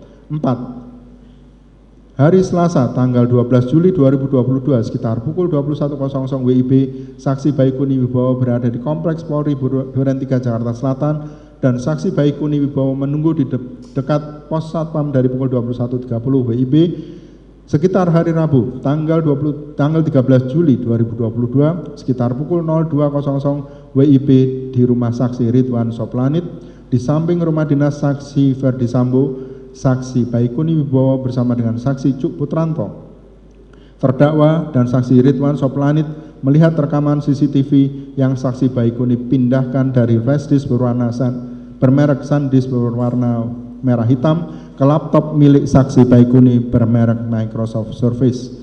Hari Rabu tanggal 13 Juli 2022 sekitar pukul 02.00 WIB bertempat di teras rumah saksi Ridwan Soplanit, terdakwa bersama saksi Baikuni Wibowo dan saksi Cuk Putranto dengan menggunakan laptop bermerek Microsoft Surface milik saksi Baikuni Wibowo telah menonton salinan rekaman video yang pada intinya menayangkan Brigadir Joshua masih hidup pada saat saksi Ferdi Sambo datang ke rumah dinas saksi Ferdi Sambo pada hari Jumat tanggal 8 Juli 2022 sekitar pukul 17.12 WIB. 6. Hari Kamis tanggal 14 Juli 2022 sekitar pukul 21.00 WIB atas perintah lisan saksi Ferdi Sambo, terdakwa telah mematahkan laptop Microsoft Surface milik saksi Baikuni Wibowo sehingga tidak dapat lagi dipergunakan. Menimbang bahwa dengan mendasarkan fakta-fakta hukum, ketentuan di dalam Undang-Undang Republik Indonesia Nomor 11 Tahun 2008 tentang informasi dan transaksi elektronik dan pengertian-pengertian di dalam Kamus Besar Bahasa Indonesia tersebut di atas, maka Majelis Hakim memperoleh keyakinan bahwa laptop bermerek Microsoft Surface milik saksi Baikuni Wibowo yang telah dipatahkan oleh terdakwa tidak dapat dikategorikan sebagai sistem elektronik sebagaimana telah ditentukan di dalam Undang-Undang Republik Indonesia Nomor 11 Tahun 2008 tentang informasi dan transaksi elektronik. Menimbang bahwa dengan demikian subunsur sistem elektronik tidak terpenuhi. Menimbang bahwa oleh karena subunsur sistem elektronik tidak terpenuhi, maka dengan demikian secara keseluruhan unsur dengan sengaja dan tanpa hak atau melawan hukum melakukan tindakan apapun yang berakibat terganggunya sistem elektronik dan atau mengakibatkan sistem elektronik menjadi tidak bekerja sebagaimana mestinya tidak terpenuhi. Menimbang bahwa oleh karena dakwaan pertama primer tidak terpenuhi, maka selanjutnya akan dibuktikan dakwaan pertama subsidiar di dalam surat dakwaan penuntut umum. Menimbang bahwa pada dakwaan pertama subsidiar terdakwa telah didakwa melanggar ketentuan pasal 48 Jungto pasal 32 Undang-Undang Republik Indonesia Nomor 19 Tahun 2016 tentang perubahan atas Undang-Undang Nomor 11 Tahun 2006 tentang informasi dan transaksi elektronik, Jungto pasal 55 ayat 1 ke 1 Kitab Undang-Undang Hukum Pidana dengan unsur-unsur sebagai berikut. 1. Setiap orang. 2. Mereka yang melakukan, yang menyuruh melakukan, dan yang turut serta melakukan perbuatan. 3. Dengan sengaja dan tanpa hak atau melawan hukum dengan cara apapun, mengubah, menambah, mengurangi, melakukan transmisi, merusak, menghilangkan, memindahkan, menyembunyikan suatu informasi elektronik dan atau dokumen elektronik milik orang lain atau milik publik. 1. Unsur setiap orang. Menimbang bahwa oleh karena unsur setiap orang pada dakwaan primer pertama telah terpenuhi, maka Majelis Hakim berpendapat untuk mengambil alih pertimbangan hukum unsur setiap orang dari dakwaan primer pertama di dalam uraian unsur setiap orang pada dakwaan subsidiar pertama ini. Menimbang bahwa dengan demikian unsur setiap orang telah terpenuhi. 2. unsur mereka yang melakukan, yang menyuruh melakukan, atau yang turut serta melakukan perbuatan. Menimbang bahwa oleh karena unsur mereka yang melakukan, yang menyuruh melakukan, atau yang turut serta melakukan perbuatan pada dakwaan primer pertama telah terpenuhi, maka majelis hakim berpendapat untuk mengambil alih pertimbangan hukum unsur mereka yang melakukan, yang menyuruh melakukan, atau yang turut serta melakukan dari dakwaan primer pertama di dalam uraian unsur mereka yang melakukan, yang menyuruh melakukan, atau yang turut serta melakukan pada dakwaan subsidiar pertama ini. Menimbang bahwa dengan demikian unsur mereka yang melakukan, yang menyuruh melakukan, dan yang turut serta melakukan telah terpenuhi. 3. Unsur dengan sengaja dan tanpa hak atau melawan hukum dengan cara apapun mengubah, menambah, mengurangi, melakukan transmisi, merusak, menghilangkan, memindahkan, menyembunyikan suatu informasi elektronik dan atau dokumen elektronik milik orang lain atau milik publik. Menimbang bahwa majelis hakim berpendapat bahwa subunsur dengan sengaja dan tanpa hak atau melawan hukum di dalamnya tercantum kata atau di antara tanpa hak dan melawan hukum, sehingga mengandung pengertian bahwa dapat menjadi pilihan apakah tanpa hak atau melawan hukum yang akan dipertimbangkan. Menimbang bahwa selanjutnya majelis hakim mempertimbangkan untuk memilih melawan hukum untuk dipertimbangkan. Menimbang bahwa di dalam unsur dengan sengaja dan tanpa hak atau melawan hukum dengan cara apapun mengubah, menambah, mengurangi, melakukan transmisi, merusak, menghilangkan, memindahkan, menyembunyikan suatu informasi elektronik dan atau dokumen elektronik milik orang lain atau milik publik tidak terdapat kata dan, sehingga majelis hakim menilai dan berpendapat bahwa rangkaian kata-kata mengubah, menambah, mengurangi, melakukan transmisi, merusak, menghilangkan, memindahkan, menyembunyikan tidak bersifat kumulatif, sehingga dapat dilakukan pilihan terhadap salah satu dari kata rangkaian kata tersebut untuk dipertimbangkan, maka majelis hakim memutuskan untuk memilih kata subunsur merusak untuk dipertimbangkan. Menimbang bahwa di dalam unsur dengan sengaja dan tanpa hak atau melawan hukum dengan cara apapun mengubah, menambah, mengurangi, melakukan transmisi, merusak, menghilangkan, memindahkan, menyembunyikan suatu informasi elektronik dan atau dokumen elektronik milik orang lain atau milik publik terdapat kata atau pada rangkaian kata-kata suatu informasi elektronik dan atau dokumen, maka majelis hakim berpendapat bahwa rangkaian kata tersebut bersifat alternatif kumulatif, sehingga majelis hakim diberikan kewenangan untuk sekedar memilih atau mengkumulatifkan di antara kata-kata informasi elektronik dan dokumen elektronik. Menimbang bahwa dengan mendasarkan pada fakta-fakta hukum di persidangan yang diperoleh dari keterangan para saksi dan terdakwa, maka majelis hakim memutuskan untuk sekedar memilih, yaitu kata informasi elektronik untuk dipertimbangkan. Menimbang bahwa dengan demikian bunyi unsur ini untuk dipertimbangkan menjadi dengan sengaja dan melawan hukum dengan cara apapun merusak suatu informasi elektronik milik orang lain atau milik publik. Menimbang bahwa Wiryono Projodikoro dalam buku asas hukum pidana menerangkan bahwa sebagian besar tindak pidana punya unsur kesengajaan atau offset, bukan culpa. Hal ini dikarenakan biasanya yang pantas mendapat hukuman pidana itu adalah orang yang melakukan sesuatu dengan sengaja. Petunjuk untuk dapat mengetahui arti kesengajaan dapat diambil dari memori van toelichting, yaitu pidana pada umumnya hendaknya dijatuhkan hanya pada barang siapa melakukan perbuatan yang dilarang dengan dikehendaki dan diketahui. Dalam pengertian ini disebutkan bahwa kesengajaan diartikan sebagai menghendaki dan mengetahui atau willens and weten. Artinya seseorang yang melakukan suatu tindakan dengan sengaja harus menghendaki serta menginsafi tindakan tersebut dan atau akibatnya. Jadi dapatlah dikatakan bahwa sengaja berarti menghendaki atau mengetahui apa yang dilakukan. Orang yang melakukan perbuatan dengan sengaja menghendaki perbuatan itu dan di samping itu mengetahui atau menyadari tentang apa yang dilakukan itu dan akibat yang akan timbul daripadanya. Dalam hal seseorang melakukan sesuatu dengan sengaja dapat dibedakan ke dalam 3 bentuk sikap batin yang menunjukkan tingkatan dari kesengajaan sebagai berikut. 1. Kesengajaan sebagai maksud atau offset als of war untuk mencapai suatu tujuan atau dolus directus. Dalam kesengajaan yang bersifat tujuan dapat dikatakan bahwa si pelaku benar-benar menghendaki mencapai akibat yang menjadi pokok alasan diadakan ancaman pidana. 2. Kesengajaan dengan sadar kepastian atau offset met zekerheid bewustin atau nut zakelijk heidsbewustin Menurut Wiryono, dalam asas-asas hukum pidana di Indonesia, kesengajaan semacam ini ada apabila si pelaku dengan perbuatannya tidak bertujuan untuk mencapai akibat yang mendasar dari delik, tetapi ia tahu bahwa akibat itu pasti akan mengikuti perbuatan itu. 3.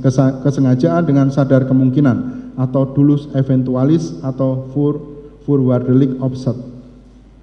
Menurut Wiryono, dalam asas-asas hukum pidana di Indonesia, kesengajaan ini dianggap terjadi apabila dalam gagasan si pelaku hanya ada bayangan kemungkinan belaka bahwa akan terjadi akibat yang bersangkutan tanpa dituju. Maka harus ditinjau seandainya ada bayangan kepastian, tidak hanya kemungkinan, maka apakah perbuatan itu tetap akan dilakukan oleh si pelaku. Menimbang bahwa menurut Satocit Kartanegara, melawan hukum atau wederah telek dalam hukum pidana dibedakan menjadi 1. Wederah telek formil yaitu apabila sesuatu perbuatan dilarang dan diancam dengan hukuman oleh undang-undang. 2. Wederah telek material yaitu suatu perbuatan yang mungkin bersifat wederah telek walaupun tidak dengan tegas dilarang dan diancam dengan hukuman oleh undang-undang, melainkan juga asas-asas umum yang terdapat di dalam lapangan hukum atau Algemeen Beginsel. Lebih lanjut, Schaffmeister sebagaimana dikutip oleh Andi Hamzah dalam bukunya Pengantar dalam Hukum Pidana di Indonesia berpendapat bahwa melawan hukum yang tercantum di dalam rumusan delik yang menjadi bagian inti delik disebut sebagai melawan hukum secara khusus. Contoh pasal 372 KUHP. Sedangkan melawan hukum sebagai unsur yang tidak disebut dalam rumusan delik tetapi menjadi dasar untuk menjatuhkan pidana disebut sebagai melawan hukum secara umum. Contoh pasal 351 KUH Pidana.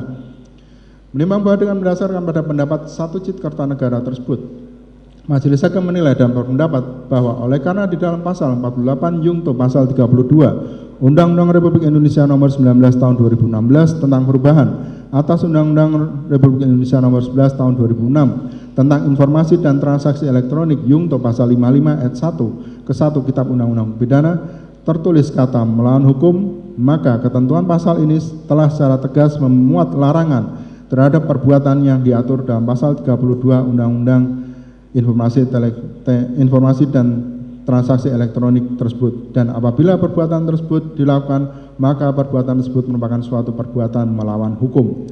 Menimbang bahwa di dalam nota pembelaan terdakwa pada intinya terdakwa menyatakan bahwa apa yang telah diperbuat terdakwa yaitu mematahkan laptop milik saksi Baikuni Wibowo adalah dalam rangka terdakwa melaksanakan perintah jabatan yang berasal dari atasan terdakwa yaitu saksi Ferdi Sambo. Terhadap pernyataan terdakwa tersebut, Majelis Hakim mempertimbangkannya sebagai berikut. Menimbang bahwa Majelis Hakim tidak dapat menerima pernyataan pembelaan terdakwa yang pada intinya terdakwa adalah melaksanakan perintah jabatan dari saksi Ferdi Sambo dengan pertimbangan-pertimbangan. 1. Perintah saksi Ferdi Sambo bukan merupakan perintah jabatan karena perintah tersebut tidak ditindaklanjuti prosedur-prosedur selanjutnya sebagaimana prosedur resmi yang berlaku di institusi Polri. Sebagai contoh, diterbitkannya suatu surat perintah atau sejenisnya untuk menindaklanjuti perintah saksi Ferdi Sambo tersebut. 2. Perintah saksi Ferdi Sambo dapat terlihat bersifat negatif dengan pemilihan kata-kata hapus dan rusak. Sedangkan pada saat itu terdakwa mengakui sedang dalam keadaan ragu-ragu dan ketidakpastian terhadap peristiwa yang sedang terjadi dan sedang dihadapi terdakwa, yaitu peristiwa tembak-menembak antara Brigadir Joshua dengan Barada Richard Eliezer yang menyebabkan tewasnya Brigadir Joshua. 3. Sehingga seharusnya dalam keadaan penuh ketidakpastian tersebut dan dengan adanya perintah yang bersifat negatif, seharusnya sebagai seorang aparat penegak hukum terdakwa memiliki ketegasan dan inisiatif untuk menolak melaksanakan perintah saksi Ferdi Sambo tersebut, dan sudah seharusnya juga terdakwa lebih menelaah semua rangkaian peristiwa yang melatar belakangi dan terjadi karena peristiwa tembak-menembak antara Brigadir Joshua dengan Barada Richard Eliezer. Menimbang bahwa ahli atas nama Profesor Dr. Andes Henry Subiakto, SHMSI, di dalam persidangan memberikan keterangan yang pada intinya 1. Terdapat dua jenis tindak pidana yang diatur dalam Undang-Undang ITE, yaitu Computer Related Crime dan Computer Crime. 2. Computer Related Crime adalah perbuatan-perbuatan yang dulunya normanya sudah ada, tetapi melakukan perbuatan tersebut tidak menggunakan teknologi informasi, namun saat ini menggunakan teknologi informasi. Misalnya, dari dulu dikenal tindak pidana pencemaran nama baik, namun saat ini perbuatan pidana pencemaran nama baik tersebut menggunakan sarana teknologi informasi dalam melaksanakan perbuatan pidananya. 3. Computer crime merupakan perbuatan pidana yang menggunakan teknologi informasi di mana sasarannya adalah teknologi informasi atau informasi elektronik.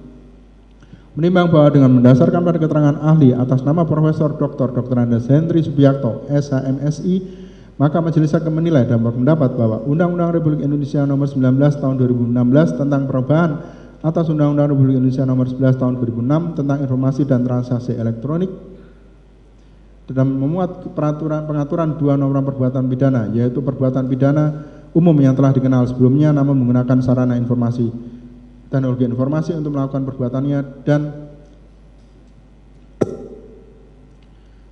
dua, perbuatan pidana yang baru dikenal sebagai dampak adanya perkembangan teknologi informasi dan menjadikan teknologi informasi tersebut sebagai sasaran perbuatan pidana tersebut.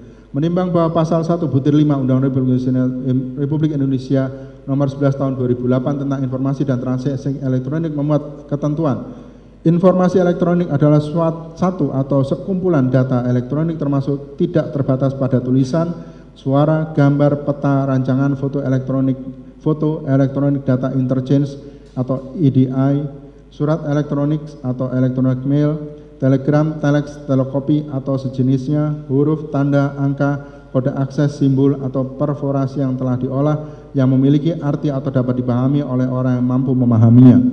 Menimbang bahwa arti kata video menurut Kamus Besar Bahasa Indonesia adalah 1. Bagian yang memancarkan gambar pada pesawat televisi. 2. Rekaman gambar hidup atau program televisi untuk ditayangkan lewat pesawat televisi. Menimbang bahwa dengan mendasarkan pada ketentuan pasal 1 butir 5 Undang-Undang Republik Indonesia Nomor 11 Tahun 2008 tentang informasi dan transaksi elektronik dan pengertian video menurut Kamus Besar Bahasa Indonesia, maka Majelis Hakim menilai dan berpendapat bahwa video adalah tampilan visual yang merupakan hasil olahan secara elektronik terhadap rekaman rangkaian gambar, sehingga tampilan di dalam rangkaian gambar tersebut tampak bergerak menjadi gambar hidup, dan karena perkembangan teknologi maka proses pengolahan rangkaian gambar tersebut dapat dilakukan secara analog atau secara digital. Menimbang bahwa sebagaimana bunyi ketentuan pasal 1 butir 5 Undang-Undang Republik Indonesia Nomor 11 Tahun 2008 tentang informasi dan transaksi elektronik yang pada intinya informasi elektronik adalah satu atau sekumpulan data elektronik termasuk tetapi tidak terbatas pada gambar, maka Majelis Hakim menilai dan berpendapat bahwa video dikategorikan sebagai informasi elektronik dengan dasar pemikiran bahwa video adalah kumpulan gambar yang dibuat atau direkam secara elektronik kemudian dirangkaikan melalui proses pengolahan elektronik menjadi tampilan gambar hidup yang dapat ditonton melalui televisi atau alat sejenis televisi. Menimbang bahwa di dalam persidangan telah diperoleh fakta-fakta hukum yang didapat dari keterangan saksi-saksi Baikuni Wibowo, saksi Cuk Putranto, saksi Agus Nurpatria, saksi Irfan Widianto, dan terdakwa yang pada intinya adalah 1. Terdakwa tidak mengetahui secara langsung atau terlibat secara langsung saat penggantian dan pengambilan DVR CCTV yang berada di dalam pos Satpam Kompleks Polri Duren 3 Jakarta Selatan pada hari Sabtu tanggal 9 Juli 2022 sekitar pukul 20.00 yang dilakukan oleh saksi Irfan Widianto dan saksi Chong Jiu Fung alias Afung. DVR CCTV dari dalam pos Satpam Kompleks Polri Duren 3 Jakarta Selatan yang telah diambil oleh saksi Irfan Widianto dan saksi Afung berisi rekaman CCTV yang pada intinya menampilkan Brigadir Joshua masih hidup pada saat saksi Ferdi Sambo datang ke rumah dinas saksi Ferdi Sambo pada hari Jumat tanggal 8 Juli 2022 sekitar pukul 17.12 WIB. 3. Saksi Baikuni Wibowo pada hari Selasa tanggal 12 Juli 2022 sekitar pukul 20.30 WIB di ruang Sespri Kadif Propam. Saksi Baikuni Wibowo diminta oleh saksi Cuk Putranto untuk melihat isi dari rekaman CCTV Kompleks Polri Duren 3. Saksi Baikuni Wibowo mengambil DVR CCTV dari mobil saksi Cuk Putranto yang berada di lapangan parkir depan gedung utama Mabes Polri, di mana DVR CCTV tersebut berada di dalam satu kantong plastik besar warna hitam dengan kondisi terdapat bekas lakban bening. Kemudian saksi Baikuni Wibowo langsung membawa ke ruang Anef Divpropam Polri di gedung utama, dan dari salah satu DVR CCTV tersebut saksi Baikuni Wibowo mengcopy menggunakan flash disk bermerek SanDisk berwarna merah hitam sesuai dengan perintah saksi Cuk Putranto. 4. Hari Selasa tanggal 12 Juli 2022 sekitar pukul 21.00 WIB Saksi Baikuni Wibowo berada di Kompleks Polri Duren 3 Jakarta Selatan dan saksi Baikuni Wibowo menunggu di dekat pos satpam dari pukul 21.30. Sekitar hari Rabu tanggal 13 Juli 2022 sekitar pukul 02.00 WIB di rumah saksi Ridwan Soplanit di samping rumah dinas saksi Ferdi Sambo, saksi Baikuni Wibowo bersama dengan saksi Cuk Putranto, terdakwa dan saksi Ridwan Soplanit melihat rekaman CCTV yang saksi Baikuni pindahkan dari flash disk bermerek SanDisk berwarna merah hitam ke laptop milik saksi Baikuni Wibowo bermerek Microsoft Surface. 5.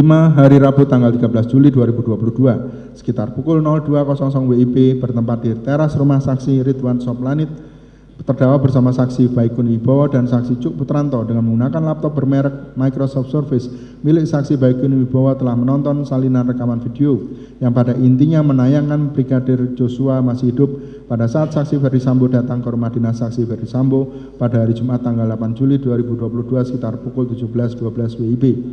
Hari Kamis tanggal 14 Juli 2022 sekitar pukul 21.00 atas perintah lisan saksi Ferdi Sambo, terdakwa telah mematahkan laptop Microsoft Surface milik saksi Baikuni Wibowo sehingga tidak dapat dipergunakan lagi. Ahli atas nama Dr. Roni Eskom, MKom, MH di dalam persidangan memberi keterangan bahwa dari perspektif Undang-Undang ITE tidak dikenal istilah file original atau salinan. Kalau mengacu pada Undang-Undang ITE, file DVR yang dikopi atau disalin dan selanjutnya file salinan tersebut lagi disalin lagi tetap bisa dijadikan barang bukti sepanjang sudah diuji oleh lapor dan file tersebut tidak ada perubahan.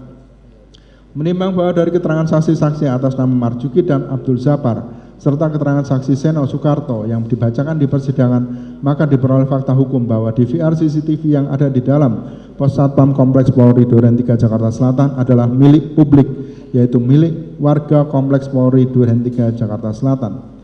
Menimbang bahwa dari rangkaian pertimbangan dan dari fakta hukum di persidangan tersebut, majelis hakim memperoleh keyakinan, yaitu 1. Tayangan atau tampilan rekaman DVR CCTV pada hari Rabu tanggal 13 Juli 2022 pada pukul 02.00 WIB ditonton bersama-sama oleh terdakwa, saksi Baikuni Wibowo dan saksi Cuk Putranto melalui laptop bermerek Microsoft Surface milik saksi Baikuni Wibowo adalah salinan dari file video yang berasal dari DVR CCTV bermerek G-Lens yang awalnya berada di dalam pos satpam Kompleks Polri Duren 3 Jakarta Selatan.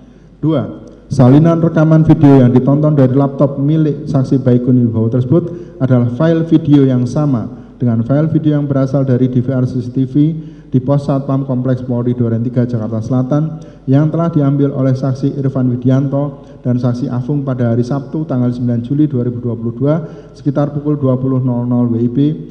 Karena sebelum ditonton bersama-sama, saksi Baikuni Wibowo telah mengkopi file rekaman tersebut dari DVR CCTV tersebut ke sebuah flash disk. Hari Rabu tanggal 13 Juli 2022, sekitar pukul 20.00 WIB, saksi Ferdi Sambo telah memberikan perintah lisan kepada terdakwa berupa kata-kata hapus dan rusak CCTV tersebut. 4. Hari Kamis tanggal 14 Juli 2022 sekitar pukul 20.00 WIB, terdakwa mematahkan laptop bermerek Microsoft Surface milik saksi Baikuni Wibowo yang menyimpan video rekaman DVR CCTV dari pos satpam Kompleks Polri Duren 3 Jakarta Selatan. 5. Terdakwa memiliki waktu yang sangat panjang untuk memikirkan dan mempertimbangkan untuk menolak atau tidak melaksanakan perintah saksi Ferdi Sambo tersebut, namun faktanya terdakwa lebih memilih untuk mengikuti dan melaksanakan perintah saksi Ferdi Sambo. 6. Terdakwa telah dengan sengaja menyadari bahwa perbuatan mematahkan laptop milik saksi Baikuni akan mengakibatkan informasi elektronik, dalam hal ini rekaman video dari DVR CCTV di pos satpam Kompleks Polri Duren 3 Jakarta Selatan menjadi rusak, tidak dapat diakses atau dipergunakan khususnya dalam kaitannya dengan pengungkapan peristiwa penembakan Brigadir Joshua.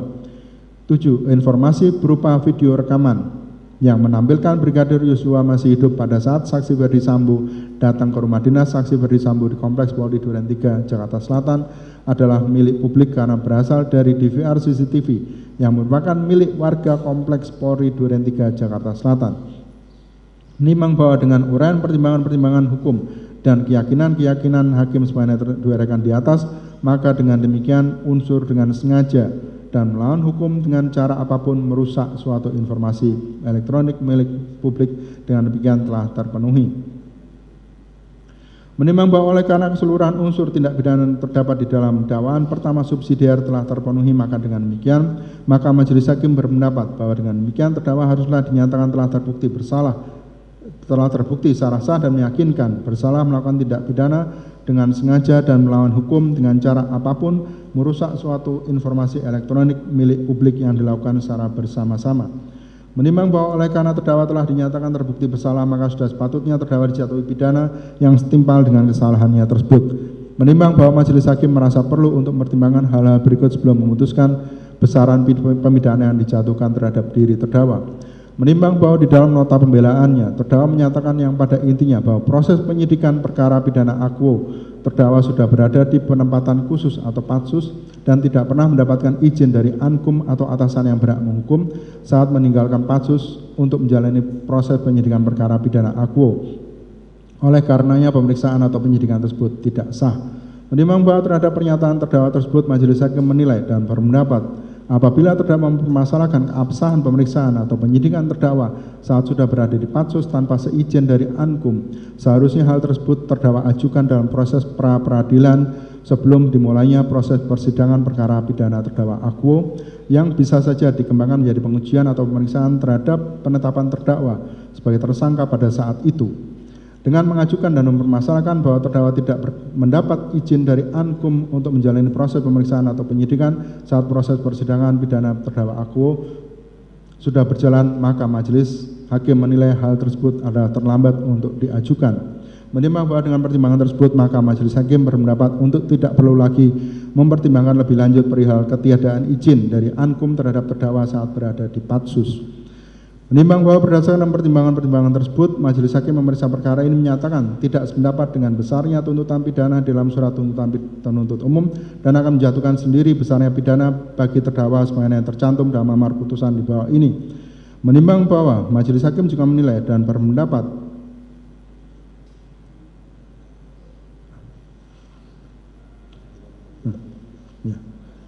Menimbang bahwa pertimbangan tersebut di atas sekaligus juga menanggapi surat pembelaan dari terdakwa yang telah diajukan di persidangan.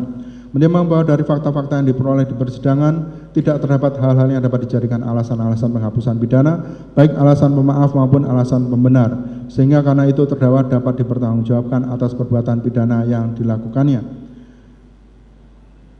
Menimbang bahwa terhadap barang bukti sebagaimana tersebut dalam tuntutan penuntut umum karena masih terkait dengan tindak pidana lainnya atas nama terdakwa Hendra Kurniawan dikembalikan pada penuntut umum untuk dipergunakan dalam berkas Hendra Kurniawan tersebut, sedangkan bukti surat-surat yang diajukan oleh penasihat hukum terdakwa tetap terlampir dalam berkas perkara. Menimbang bahwa barang bukti tersebut yang ditentukan terdiri dari sebagaimana tercantum dalam surat tuntutan penuntut umum,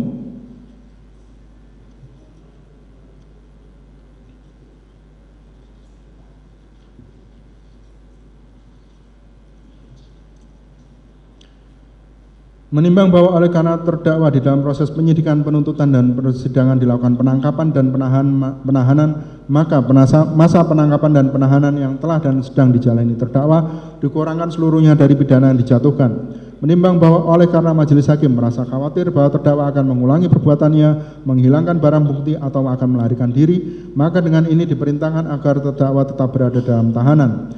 Menimbang bahwa oleh karena terdakwa dinyatakan terbukti bersalah, maka sesuai pasal 222 ayat 1 Undang-Undang Republik Indonesia nomor 8 tahun 1981 mengenai hukum acara pidana, terdakwa dibebani pula untuk membayar biaya perkara yang besarnya akan ditentukan dalam amar putusan di bawah ini.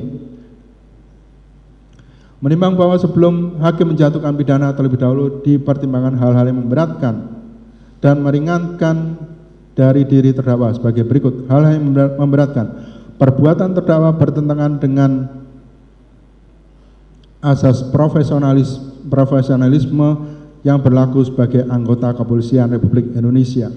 Hal-hal yang meringankan: terdakwa belum pernah dipidana, terdakwa memiliki tanggungan keluarga, terdakwa bersikap sopan dan bersikap kooperatif, sehingga membuat pengungkapan peristiwa penembakan Brigadir Joshua Huta Barat menjadi terang. Menimbang bahwa berdasarkan pertimbangan-pertimbangan tersebut di atas, maka pidana yang dijatuhkan bagi terdakwa di bawah ini dipandang telah cukup memenuhi rasa keadilan dan setimpal dengan kadar perbuatan terdakwa. Mengingat dan memperhatikan pasal 48 Yungto pasal 32 Undang-Undang Republik Indonesia Nomor 19 Tahun 2016 tentang perubahan Undang-Undang Republik Indonesia Nomor 11 Tahun 2008 tentang informasi dan transaksi elektronik, Yungto pasal 55 ayat 1 ke 1 Kitab Undang-Undang Hukum Pidana, Undang-Undang Republik Indonesia Nomor 8 Tahun 1991 tentang Hukum Acara Pidana dan peraturan perundang-undangan lain yang berkaitan dengan perkara ini.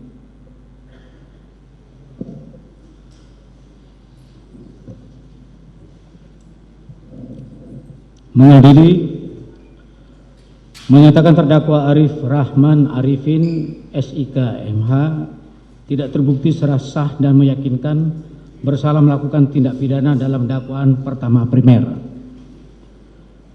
Membebaskan terdakwa Arif Rahman Arifin SIK MH oleh karena itu dari dakwaan pertama primer tersebut. Menyatakan terdakwa Arif Rahman Arifin SIK MH terbukti secara sah dan meyakinkan bersalah melakukan tindak pidana dengan sengaja dan melawan hukum dengan cara apapun merusak suatu informasi elektronik milik publik yang dilakukan secara bersama-sama. Menjatuhkan pidana kepada terdakwa oleh karena itu dengan pidana penjara selama 10 bulan dan pidana denda sebesar 10 juta rupiah dengan ketentuan apabila pidana denda tersebut tidak dibayar maka diganti dengan pidana kurungan selama 3 bulan. Menyatakan masa penangkapan dan penahanan yang telah dijalani terdakwa dikurangkan seluruhnya dari pidana yang dijatuhkan tersebut, memerintahkan terdakwa tetap berada dalam tahanan, memerintahkan barang bukti yang keseluruhannya ada 49 item dikembalikan kepada penuntut umum untuk dijadikan bukti dalam perkara Hendra Kurniawan, dan barang bukti yang diajukan oleh penasihat hukum terdakwa tetap terlampir dalam berkas perkara.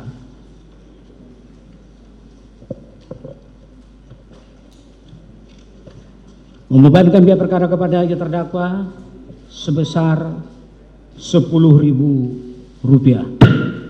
Demikian diputus dalam rapat permusyawaratan majelis hakim Pengadilan Negeri Jakarta Selatan pada hari Kamis tanggal 16 Februari 2023 oleh Ahmad Suhel Sarjana Hukum sebagai Hakim Ketua, Hendra Yuristiawan Sarjana Hukum Magister Hukum, dan Yuyamto Sarjana Hukum Magister Hukum masing-masing sebagai Hakim Anggota. Putusan mana diucapkan dalam sidang terbuka untuk umum pada hari ini Kamis tanggal 23 Februari 2023 oleh Hakim Ketua tersebut dengan didampingi Hakim Anggota tersebut dibantu oleh Saripudin SH dan Matius B. Situro SH, panitera pengganti pada pengadilan negeri tersebut, serta dihadiri oleh Mahendra D. SH MH penuntut umum dan kawan-kawan penuntut umum pada Kejaksaan Negeri Jakarta Selatan dan di hadapan terdakwa yang didampingi oleh para penasihat hukumnya. Baik, sudah saudara dengarkan ya putusan ini sebagaimana yang sudah dibacakan tadi. Terhadap putusan ini ada hak saudara untuk terima dan tidak terima, kemudian menyatakan banding atau berpikir terlebih dahulu selama 7 hari. Kami tanyakan kepada saudara.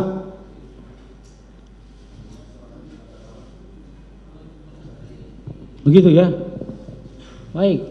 Penuntut umum, kami menunggu reaksi dan kami pikir-pikir sikap dari jaksa penuntut umum. Ya, oke. Kami akan berdiskusi dengan terdakwa dan kami akan pikir-pikir selama waktu untuk mengajukan. Baik, gunakan waktu berpikir ya. Lewat dari 7 hari maka putusan ini dianggap telah berkutat tetap ya. Dengan dibacakannya putusan ini maka perkara ini berakhir karena diputus sidang dinyatakan selesai.